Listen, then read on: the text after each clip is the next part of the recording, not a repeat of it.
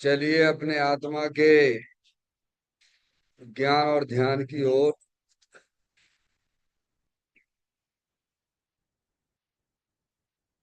अपने चंचल मन को एवं चंचल उपयोग को स्थिर करने के लिए जिनवाणी माता के माध्यम से अपनी वर्तमान ज्ञान की पर्याय में सम्यक हित ज्ञान उत्पन्न करते हुए शरीर शरीर से संबंधित जितने भी चेतन अचेतन पदार्थ हैं उनका मुझ भगवान आत्मा के साथ में किसी भी प्रकार का कोई संबंध नहीं है। इस प्रकार समस्त पर पदार्थों में अपने संबंध की वृत्ति को छोड़ते हुए अंदर में जो अखंड ज्ञान ज्योति स्वरूप भगवान आत्मा है उसमें ही वर्तमान पर्याय का संबंध जोड़ते हुए कि मेरा यह भगवान आत्मा सदा काल शरीर आदि पर पदार्थों से भिन्न एक मात्र अखंड ज्ञान ज्योति स्वरूप है। ऐसा अपने आप को जानो और ऐसा ही अनुभव करो कि वर्तमान में ही मेरा यह भगवान आत्मा शरीर आदि पर पदार्थों से भिन्न एक मात्र अखंड ज्ञान ज्योति स्वरूप ही है।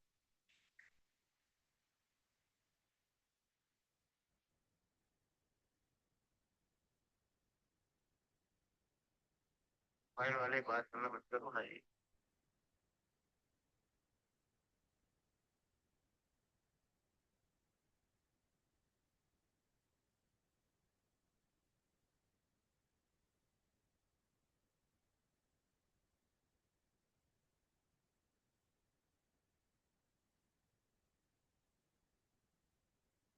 इसी प्रकार से संसार अवस्था में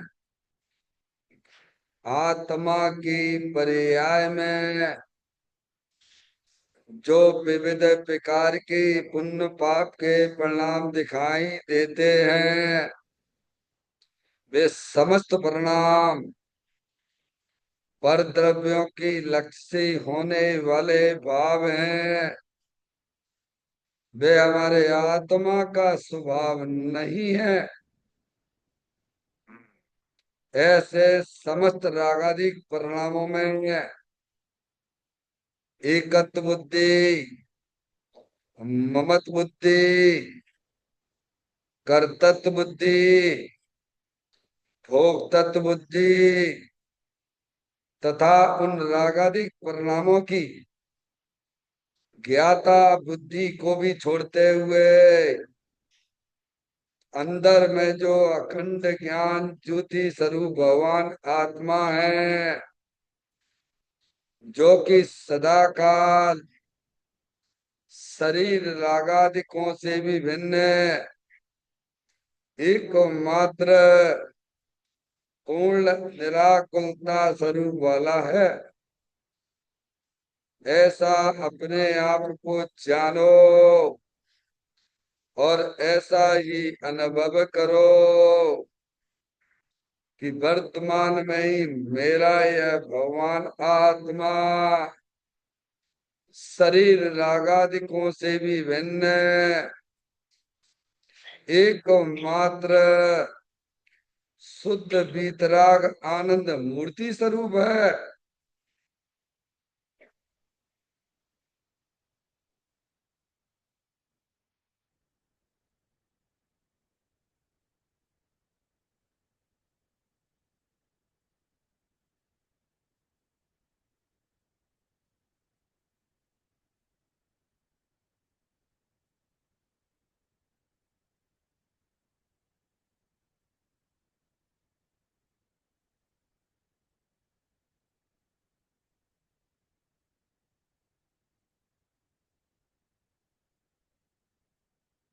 इसी प्रकार से संसार अवस्था में आत्मा की पर्याय में जो पर के लक्ष्य से होने वाला ज्ञान है, वह परलक्षी ज्ञान भी हमारे आत्मा का स्वभाव नहीं है। वह तो इंद्रिय जनित ज्ञान है। इस प्रकार शरीर रागादि और खंड खंड ज्ञान के पर्यायों से भी भिन्न एकमात्र अखंड ज्ञान ज्योति स्वरूप भगवान आत्मा हूँ, ऐसा अपने आप को जानो और ऐसा ही अनुभव करो कि वर्तमान में ही मेरा यह भगवान आत्मा शरीर रागादि और परलक्षी ज्ञान के पर्यायों से भी भिन्न एकमात्र अखंड ज्ञान ज्योति स्वरूप ही है।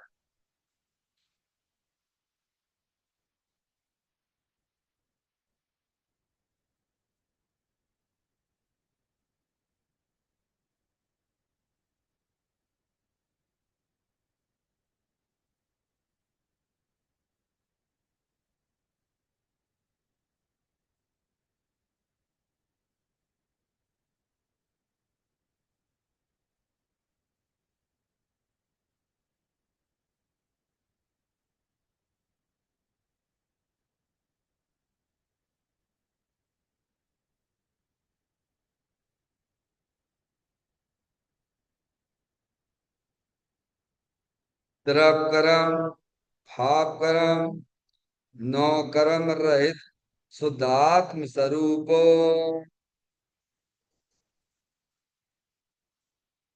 मेरा ये भगवान आत्मा सदा काल शरीर आदि नौ कर्मों से भिन्न है।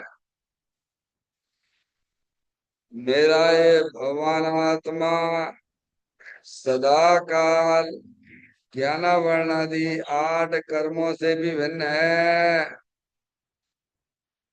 मेरा ये भगवान आत्मा सदा काल मोह राग द्वेष भाव कर्मों से भी भिन्न है।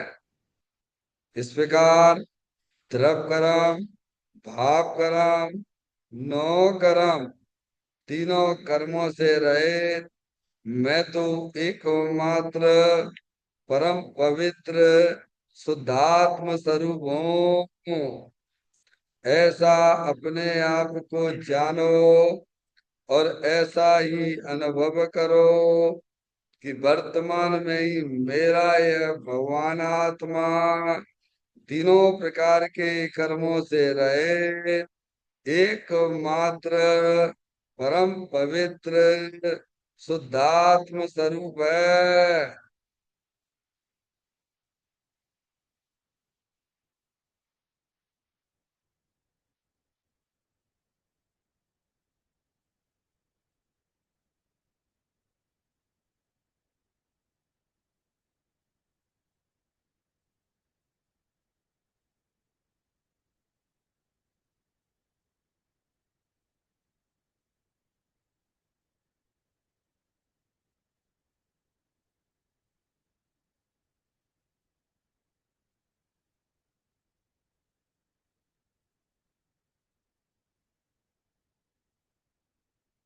ओम नमः सिद्धेभ्यः ॐ नमः सिद्धेभ्यः ॐ नमः सिद्धेभ्यः चिंतामणि सम स्वयं का चैतन्य तत्व महान निज का करूं मैं चिंतवन निज का करूं श्रद्धा सोदात्म नहीं दूं तो गुण अनंत निदान है मैं स्वानुभव में देख लूं आत्मा स्वयं भगवान है मैं स्वानुभव में देख लूं आत्मा स्वयं भगवान है लिम्मल जान पर ठिया कम कलंक डये हपाल दौ जैन पर ते परम पुड़वी सब कर्म मल्लिका नाश करवर प्राप्त कर निज आत्मा जो लीन निर्मल ध्यान में नम कर निकल परमात्मा सब नाश कर घन घाति अरवरे अंतपति को पालिया कर नमन न जिन देव गुय काव्य पथ अपना लिया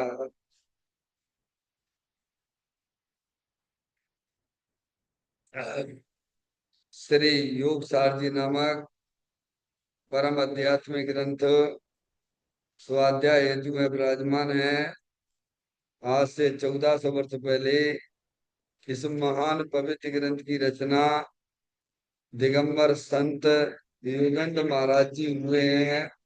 उन्होंने इस महान पवित्र ग्रंथ की रचना की और उन्होंने इस ग्रंथ का नाम योग सार जी रखा।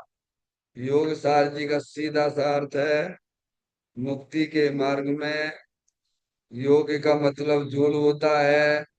किसका किसके साथ में जोड़ करना? तो अरिहंत परमात्मा कहते हैं कि अपने वर्तमान सुख ज्ञान की पर्याय का अंदर में जो अपना त्रिकालिक ध्रुव भगवान आत्मा जो कि सदा काल द्रव्य कर्म भाव कर्म नो कर्म से रहित एकमात्र अखंड ज्ञान ज्योति स्वरूप है। जैसे गायक प्रभु परमात्मा में अपने वर्तमान सुख ज्ञान की पर्याय का संबंध जोड़ने का नाम योग है, जिसे शास्त्रीय भाषा में सम्यक दर्शन सम्यक ज्ञान भी कहते हैं। और उस चैतन्य भगवान आत्मा में ही अपनी वर्तमान पर्याय को मग्न कराना लीन करना उसमें स्थिर करना उसे सार कहते हैं, यानी सम्यक चारित्र कहते हैं। तो योग सार क्या हो गया? सम्यक दर्शन सम्यक ज्ञान सम्यक चारित्र वाली निर्मल पर्याय पवित्र पर्याय जो अपने आत्मा के आश्रय से प्रकट होती है, जिसे यहाँ योग सार कहते हैं। और इसे ही अरिहंत परमात्मा मोक्ष मार्ग कहते हैं और इसी को धर्म कहते हैं। देखिएगा योग सार ग्रंथ के माध्यम से हम और आप यहाँ पर 82 नंबर की गाथा का स्वाध्याय चल रहा है। इस गाथा का जो मूल विषय है कि पर भावों का त्याग वो वही सन्यास है। क्या सन्यास की परिभाषा आई है इसमें?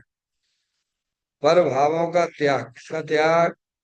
जो आपकी आत्मा में मूराग जिसके परिणाम होते हैं उनको छोड़ने की बात की गई है। क्योंकि प्रभाव ही आत्मा के लिए दुख रूप है, संसार का कारण है, इसीलिए उन्हें छोड़ो, उनका त्याग करो। परद्रव्य के त्याग की बात क्यों नहीं की गई है? क्योंकि परद्रव्य को तो आत्मा ने ग्रहण कहाँ किया है भगवान? आत्मा ने आज तक परद्रव्य को ग्रहण ही नहीं किया है ना। आत्मा की पर्याय में परद्रव्य है कहाँ? क्या कह रहे हैं? आज संसारी जीवों की पर्याय में परद्रव्य नहीं है भगवान। परद्रव्य संबंधी जो विपरीत मानता चल रही है, मूराग देश के परिणाम वे हैं। क्या है? आत्मा ने आज तक परद्रव्य को ग्रहण ही नहीं किया है, इसीलिए हमारे वितरागी संत परद्रव्य को त्यागने की बात न करते हुए पर भावों के त्याग की बात की है। क्योंकि परद्रव्य तो आत्मा की पर्याय में नहीं, पर परद्रव्य संबंधी जो आत्मा में विभाव रूप परिणति वो है, उसकी अस्थि है। क्या भगवान? इसलिए उसको छोड़ दीजिए। किसको छोड़ना है? किसका त्याग करना है बोलो? अरे भाई, ये तो हो जाएंगे 25 दिन में गाथा आपकी पूरी। पर इतना तो ज्ञान रखो कि हमारे भीतरागी संत माँ जनवाणी माता अरिहंत परमात्मा परद्रव्य को छोड़ने की बात नहीं करते हैं। हमारी आत्मा में जो विभाव रूप परिणति है, उसको छोड़ने की बात करते हैं, उसकी त्याग की बात करते हैं। क्यों करते हैं? क्योंकि आत्मा का संसार का कारण तो परद्रव्य नहीं पर भाव है। तो भगवान, जब तक हमारी दृष्टि निर्मल नहीं होगी, तब तक हमारा संसार चक्र चालू रहेगा। मैं भैया, किसको छोड़ने की बात की गई है? अरे जोरदारी से बोल दो भगवान, पाप नहीं होगा तुम्हें पुण्य लगेगा। भगवान की बात को अगर रिपीट करोगे तो पुण्य लगेगा, और अपनी मानता विपरीत रखोगे तो महापाप लगेगा। समझ में आया भैया? देखिएगा, गाथा का पाठ करते हैं, बहुत सुंदर चर्चा में अभी चलना है अपन को। बहुत सुंदर चर्चा आने वाली है 1.5 लाइन के अंदर। देखिएगा। जो जान लेता सो पर को भ्रांत होवे पर तजे, जिन केवली ने यह कहा कि बस यही संन्यास है। संन्यास कहाँ आता है? शरीर में आता है कि आत्मा ही पर्याय में आएगा? तो बताओ, संसार कहाँ है? आत्मा की पर्याय में। आत्मा का संसार आत्मा की पर्याय में। तो संन्यास कहाँ आएगा भगवान? शरीर में आएगा, शरीर की क्रियाओं में आएगा कि आत्मा की पर्याय में संन्यास आएगा? बोलो भगवान। संन्यास यानी वीतराग भाव। संन्यास का मतलब होता है वीतराग भाव। किसी से कोई लेना देना नहीं है। क्या भरत जी घर में ही बैरागा सन्यासी है? भरत जी 6 खंड का राज है, 4 रानियां हैं, तो भी घर में ही बैरागी है। समझ में आया? संन्यास रूपी पर्याय वो आत्मा का स्वभाव रूप परिणमन है, और विभाव रूप परिणमन वो आत्मा का संसार है। इसीलिए ज्ञानी हमें यही समझाना चाहते, भाई साहब, ये संसार रूपी मलिन पर्याय का त्याग कर दो तुम। प्रभु कैसे करें? कि तुम्हारे पास भगवान आत्मा है ना, शुद्ध आत्म वस्तु है ना, उसकी दृष्टि करो तो त्याग हो जाएगा। लो, अरे भाई, आपको अंधकार भगाना तो क्या करोगे? अरे भाई क्या करोगे बोलो भैया? बस प्रकाश कर लीजिए तो अंधकार भाग जाएगा। ऐसे अपने चेतन प्रकाश में आ जाइए। मैं तो अखंड ज्ञान ज्योति स्वरूप जलल चैतन्य सूरज भगवान आत्मा हूँ। तो अंधकार भाग गया। भगाना पड़ा क्या?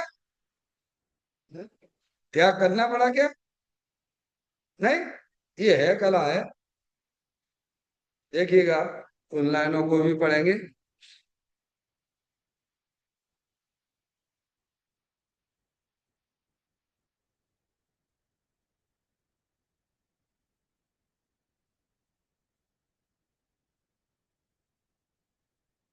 दो लाइनें हैं। पेज नंबर 145 है हमारे पास में। आप अपनी पुस्तक में देखें। आत्मा अगाध, अगाध, अगाध, अमाप, अकृत्रिम, चैतन्य गुणों का महासागर है। ऐसी दृष्टि का धारक सम्यक दृष्टि, दृष्टि अपेक्षा परम कृत कृत है, जीवन मुक्त है तथा सच्चा सन्यासी है। कौन? सम्यक दृष्टि जीव। कौन? जिसे अपने आत्मा की दृष्टि हुई है वह सम्यक दृष्टि, जिसके भार में अभी एक भी व्रत नहीं है, उसकी बात की जा रही है इन दो लाइनों में। किसकी बात की जा रही है? सम्यक दृष्टि ज्ञानी जीव की बात की जा रही है, जिसने अपने चेतन भगवान आत्मा को ज्ञान में बसा लिया है, जिसने अपने चेतन भगवान आत्मा को श्रद्धा में बैठा लिया है, और जिसकी चारित्र की पर्याय अपने चेतन भगवान आत्मा का आनंद लूट ली है, ऐसे अमृत सम्यक दृष्टि जीव की बात है। आप लोगों के बीच में ही रहता है, घर में ही रहता है, उसकी बात है। समझ में आए भैया? ये मुनराज की बात नहीं है, ध्यान रखिएगा। ये किसकी बात है? जो आपके बीच में ही रहता है, पर उसकी दृष्टि द्रव्य स्वभाव के ऊपर है। आप नहीं पहचान पाओगे, क्योंकि आपको पहचानने के लिए वस्तु स्वरूप का ज्ञान चाहिए, उसका श्रद्धान चाहिए, तो आप पहचान लो क्या? है क्या? ज्ञानी ज्ञानी को पहचान लेता नहीं, चोर चोर को पहचान लेता है ना। समझ में आए भगवान?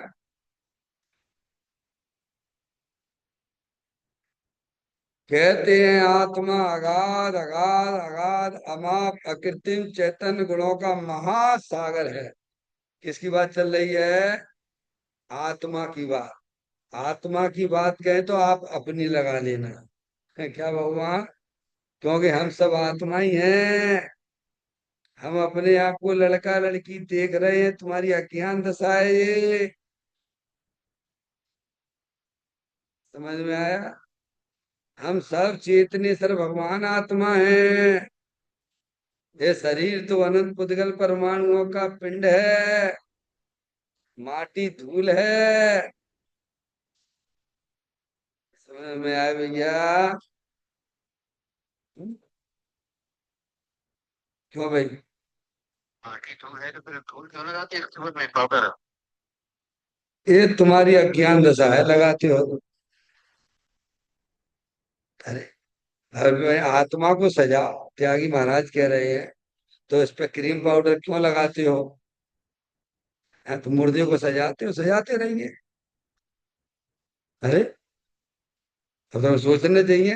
अपनी आत्मा को सजाओगे तो रत्नात्रय की प्राप्ति होगी। क्यों अपना समय बर्बाद करते हो? क्यों? अगर सजा रहे हो तो तुम्हारी अज्ञान दशा ही है ये। हाँ, अपने आत्मा को सजाओ ना, रत्नात्रय से सजाओ ना भगवान आत्मा को। हाँ। है? तो सोचना चाहिए, विचार करना चाहिए भाई, क्या कह रही माँ जनवाणी माता।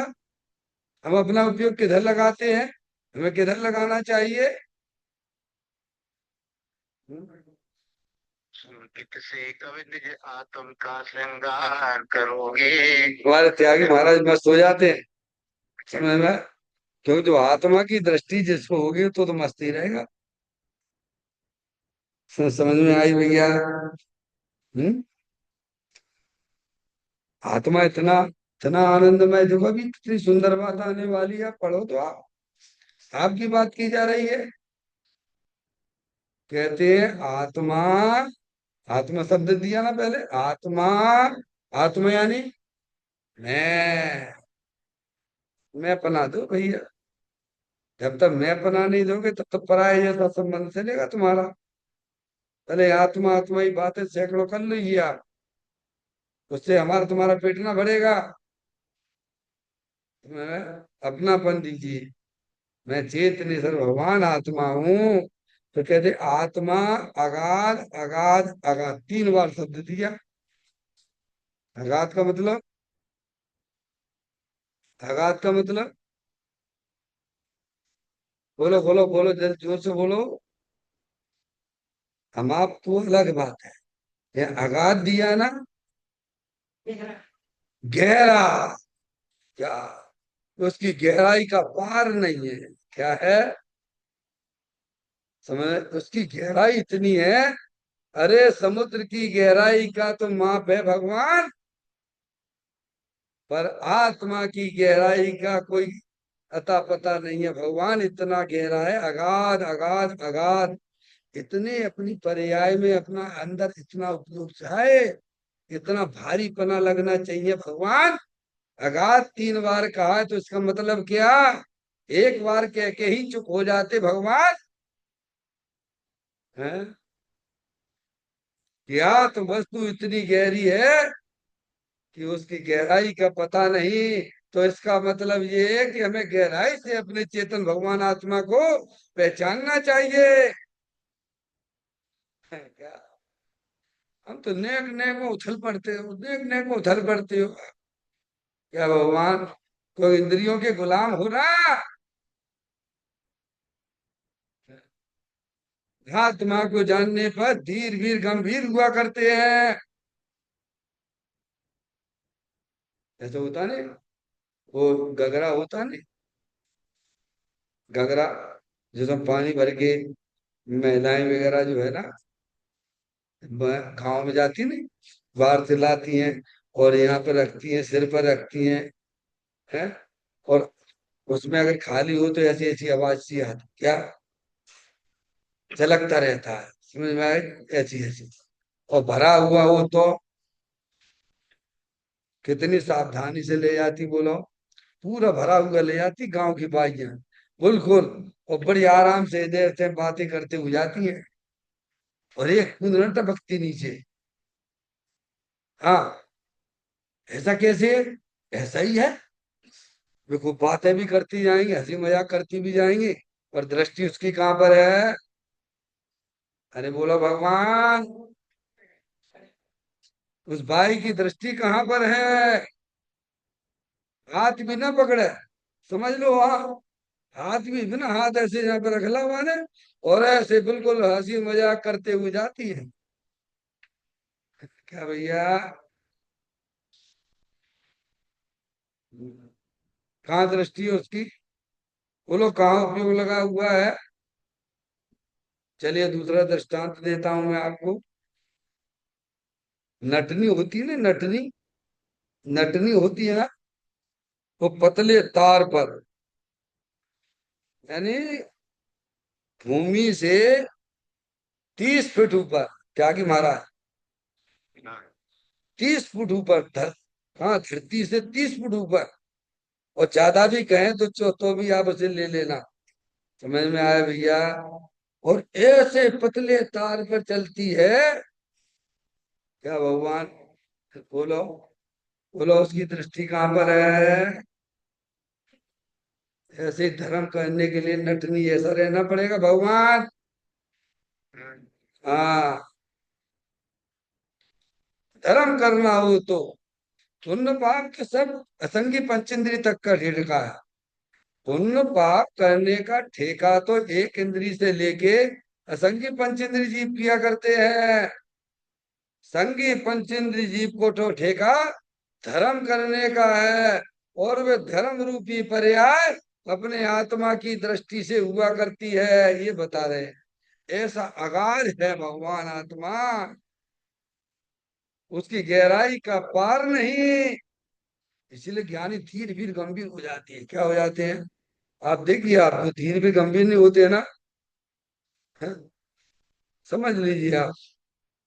अरे आत्मा की दृष्टि हुई है भाई, कोई सामान्य व्यक्ति नहीं है, समय दृष्टि जीव, अभी अल्प काल में पर्याय में परमात्मा होने वाला भाई। हैं? कहते हैं आत्मा अगाध अगाध अगाध, 3 बार का। गंभीर गंभीर गंभीर, गहराई गहराई, उतर गया उसका उपयोग, उसकी पर्याय बिल्कुल गहराई में उतर गई है।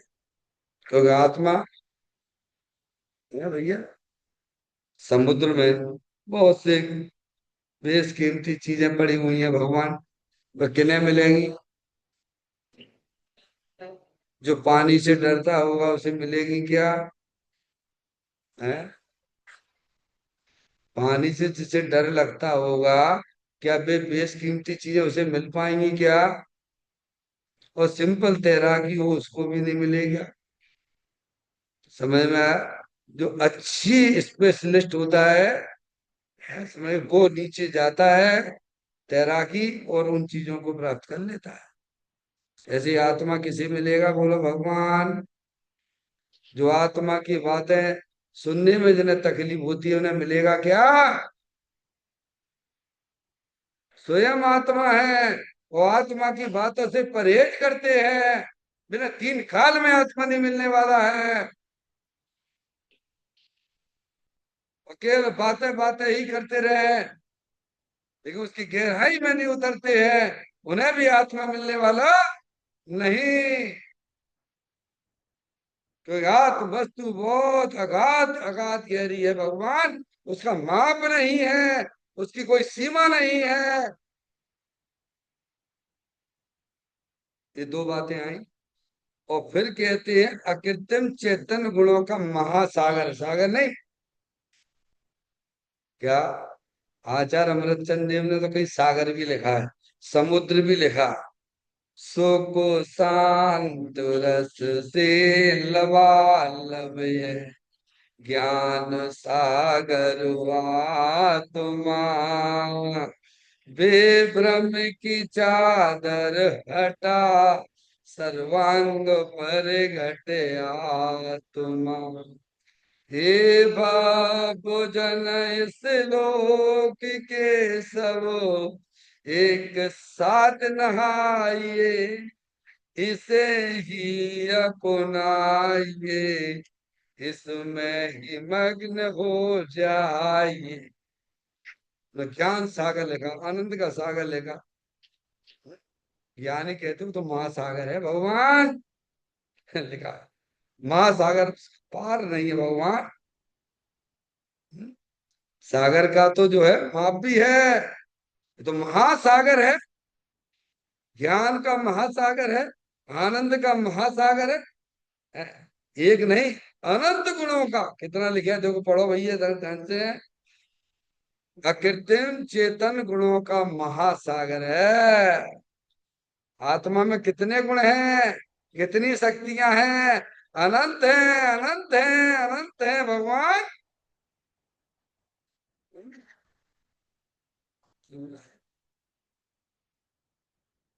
और अकृत्रिम कहा, कि कैसा कहा? तुम्हारे जो इंद्रिय ज्ञान के विषय बनते हैं वे सब कृत्रिम बनते हैं भगवान। हम्म? कृत्रिम यानी बनाए गए हुए हैं। जो भी इंद्रिय ज्ञान का विषय बनता है वो सब कृत्रिम ही हुआ करता है, पर भगवान आत्मा तो अकृत्रिम है। हम्म? ये मूर्ति भगवान की है, 2 बैठे हुए हैं आपके सामने। एक ये प्रतिमा वाले भगवान कृत्रिम बैठे हों, और एक अकृत्रिम जिनबिन भी है ना। तो आप किससे पहले नमस्कार करोगे बोलो भगवान? आप अपने स्तर से बताइए। हैं? बोलने में तकलीफ? अरे क्या? नहीं आई सुन दोबारा। एक ये कृत्रिम भगवान है जो वेदी पे विराजमान है, और एक बाजू में अकृत्रिम जन्म भी विराजमान है। तो आप किसको नमस्कार करोगे? अरे बोलो भगवान, जोर से बोल दो, पाप ना लगे। अकृत्रिम वाले को करें।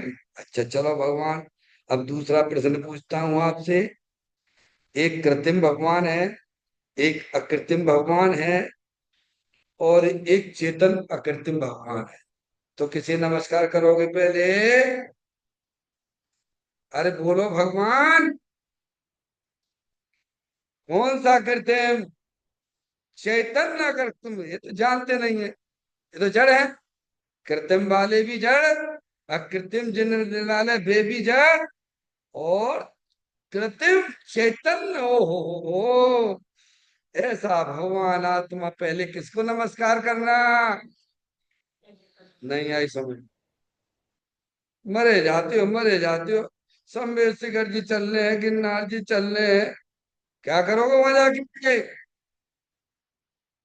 जब तुम ये कहते हो कि कृत्रिम छोड़ो, अकृत्रिम छोड़ो, चैतन्य अकृत्रिम को हम नमस्कार करेंगे, तो तुम्हारे अंदर कौन सा भगवान आत्मा है बोलो?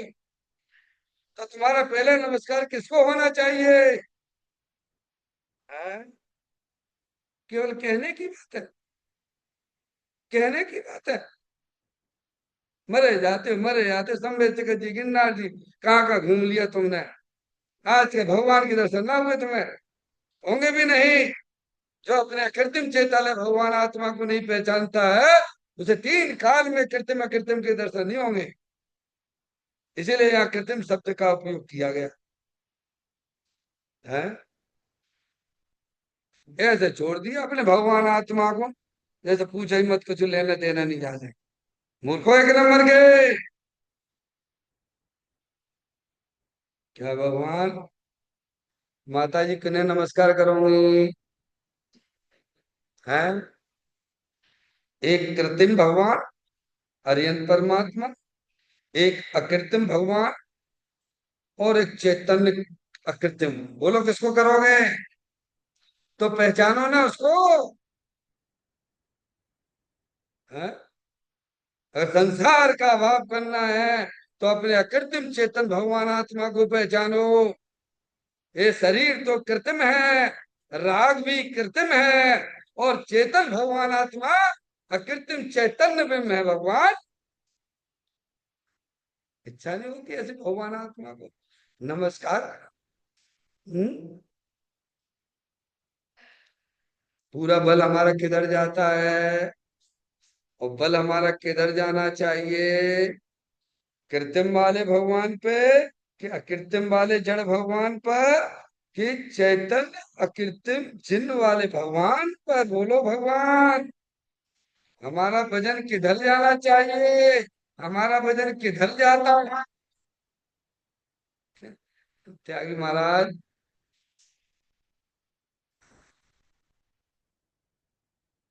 समझ में आए भैया? कहते हैं आत्मा अगाध अगाध अगाध अमाप अकृत्रिम चैतन्य गुणों का महासागर है। अरे ऐसे ऐसे शादी करोगे कि नहीं करोगे भगवान? हैं? कोई राजा प्रधानमंत्री का लड़का भैया शादी के लिए तैयार बैठा है, तो अपनी लड़की की शादी करोगे कि नहीं करोगे? ऐसे बोलो। हैं? सारी दरिद्रता दूर हो जाएगी। अगर प्रधानमंत्री के लड़के के साथ में उस लड़की की शादी हो जाती है, तो जिंदगी भर के लिए उसकी दरिद्रता दूर हो जाती है भगवान। ऐसे ही ज्ञानी समझाते हैं। तेरा चेतन भगवान आत्मा कृत्रिम एक बार तू पर्याय से स्वीकार कर लेती है, अनंत काल की दरिद्रता उसकी दूर हो जाती है भगवान। ऐसा दे देवल में विराजमान अकृत्रिम चैतन्य अनंत गुणों का स्वामी भगवान आत्मा है। फिर कहते ऐसी दृष्टि का धारक कौन है वो? सम्यक दृष्टि। सम्यक दृष्टि के साथ में अवृत्ति और जोड़ देना। समझ में आया? जिसके भार में कोई व्रत नहीं है भगवान, उसकी दृष्टि ऐसे चैतन्य भगवान आत्मा कृत्रिम चिन्ह बिंब है, उसके ऊपर है। ज्ञानी बहुत समझदार है, उसने सारभूत वस्तु को ग्रहण किया अपने ज्ञान में, अपनी श्रद्धा का श्रद्धे सारभूत वस्तु को दिया है। इस दुनिया में सारभूत क्या है, बोलो भगवान? चलो आप बता दो, आपसे ही पूछता हूँ। है ये दुनिया में सारभूत चीज क्या है? तो हरिहर परमात्मा कहते हैं कि सारभूत तो अपनी शुद्ध आत्मा है। तीन भुवन में ईसा बीते राग विज्ञानता, शिव स्वरूप शिवकार, नमो त्रियोग समार के। तो ज्ञानी ने क्या कमाल किया है, द्वाद सांग का सार जो शुद्ध आत्मा है उसकी दृष्टि की है। तो ज्ञानी समझदार हुआ कि नहीं हुआ, बोलो? है? ये लिख रहे, ऐसी दृष्टि का धारक कौन है? तो ज्ञानी कितना गजब का काम करता है, और हम लोग मूर्ख हैं, ऐसी सार वस्तु को छोड़े बैठे हुए हैं। नहीं, हमें मूर्ख मत कहो, मूर्ख तो हो ही, महामूर्ख हो। मूर्ख नहीं, महामूर्ख हो तुम। हमारे पंच परमेष्ठी सब समझदार हैं, समय दृष्टि समझदार है। हाँ, समझ में आया भैया? ऐसी दृष्टि का धारक समय दृष्टि, दृष्टि अपेक्षा से परम कृतकृत है। कृतकृत नहीं होगा माता जी? कृतकृत होगा कि नहीं होगा, बोलो भगवान?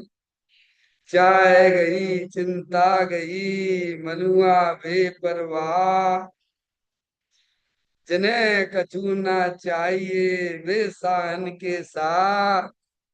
बादशाह का भी बादशाह हुआ करता है समय दृष्टि। अब उसको अंदर में बाहरी पर पदार्थों की चाह ही नहीं है।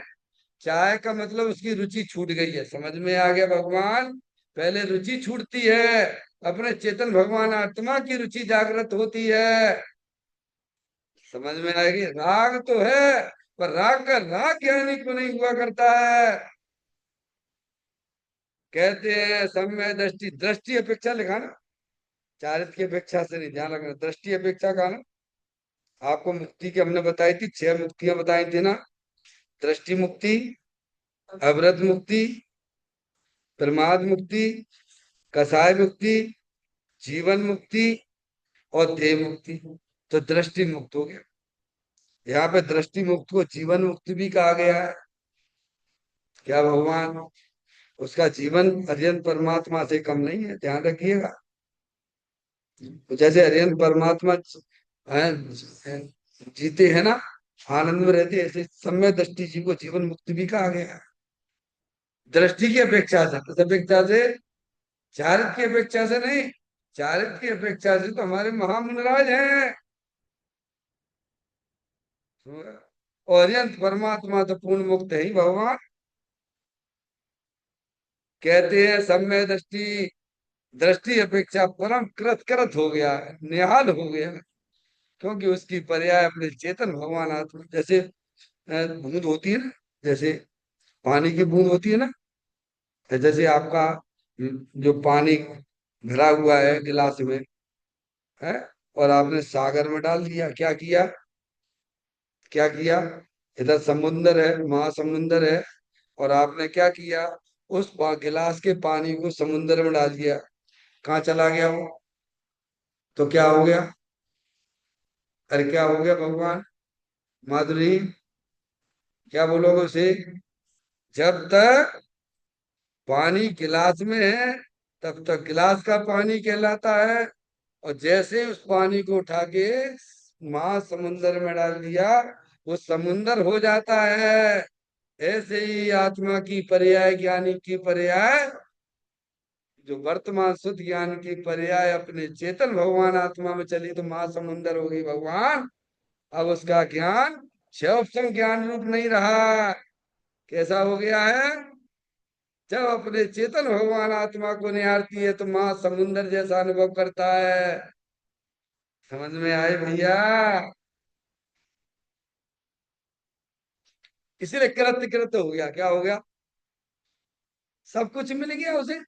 जो अभी इससे पहले गाथा थी नहीं, जिसने आत्मा को जाना उसने सब कुछ जान लिया।